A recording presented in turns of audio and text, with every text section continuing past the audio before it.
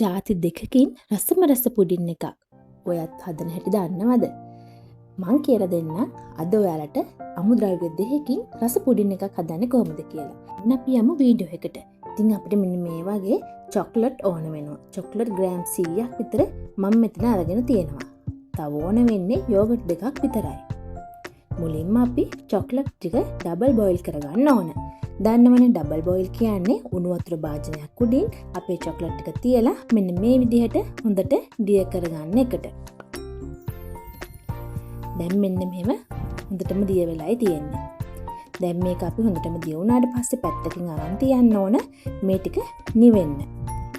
දැන් අපි යෝගට් දෙක මෙන්න මේ විදිහට බ්ලෙන්ඩර් කප් එකට දාගන්නවා. ඊට පස්සේ හොඳටම නිවුණු අපේ චොක්ලට් ටිකත් මේකට දාගන්න ඕන. උණු පිටින් දාගන්න එපා. නිවුණට පස්සේ චොක්ලට් ටික දාගන්න. දැන් හොඳට මේ දෙකම බ්ලෙන්ඩ් කරගන්න ඕන. වැඩි වෙලාවක් බ්ලෙන්ඩ් කරගන්න තරමට හොඳයි. විනාඩි 4-5ක් වුණත් ඔයාලට පුළුවන් නම් ඒ වගේ වෙලාවක් මේක හොඳට බ්ලෙන්ඩ් කරගන්න.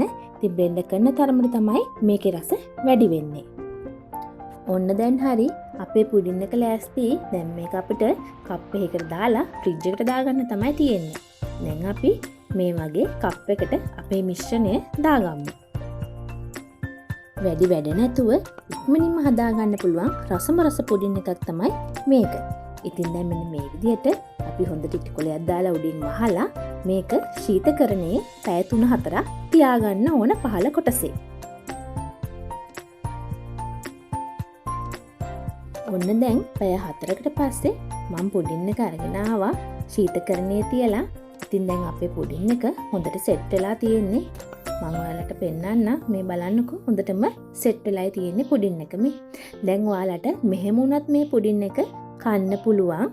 ඉතින් ඔයාලා කැමති නම් මේකට උඩින් චොක්ලට් පවුඩර් ටිකක් ඒ වගේම චොක්ලට් ගනාෂ් ටිකක් දාගන්නත් පුළුවන්. ඉතින් මං අද චොක්ලට් ගනාෂ් ටිකක් හදාගත්තා. දැන් ඒක මම මේ විදිහට මේ පුඩින් එක උඩින් දාගන්නවා. ඉතින් ඔයාලා දන්නවනේ චොක්ලට් ගනාෂ් හදන විදිහ. ඊට පස්සේ කජු ටිකකුත් උඩින් දාගන්නවා තවත් රස වැඩි කරගන්න. රස වගේම පෙනුවත් ලස්සනයි කජු ටිකක් උඩින් දාගත්තාම. දැන් මේක ආයෙත් ශීතකරණයේ තියන්න ඕන වෙන්නේ නැහැ. මොකද පුඩින් එකේ කූල් ගතිය තියෙන නිසා අපි උඩින් දාගත්ත චොක්ලට් ගනාෂ් එක සෙට් වෙනවා මෙන්න මේ වගේ. දැන් අපිට පුඩින් එක රස බලන්න පුළුවන්. අමුද්‍රව්‍ය දෙකකින් ඇත්තටම රසටම හදන්න පුළුවන් ලේසිම පුඩිමක් තමයි මේ අද මම ඔයාලට කියලා දුන්නේ. ඉතින් මේක ඔයාලා හදලා බලන්න හරිම රසට තියෙයි. ගෙදරට එන අමුත්තන්ටත් ඉක්මනටම හදාගන්න පුළුවන් පුඩින් එකක් තමයි මේ පුඩින් එක. ඉතින් එන්නකෝ අපි කාලා බලමු මේක රසයිද කියලා. මෙන්න මේ වගේ තමයි අපේ පුඩින් එක හැන්දර ගත්තාම තියෙන්නේ. බලන්න මේක රස වගේම හරිම ලස්සනට පෙනුමට තියෙනවා. ඉතින් ඔයාලත් මේක හදලා බලන්න රසයිද කියලා මටත් කියන්න. තවත් දවසක අලුත් වීඩියෝ එකකින් හම්බ වෙමු.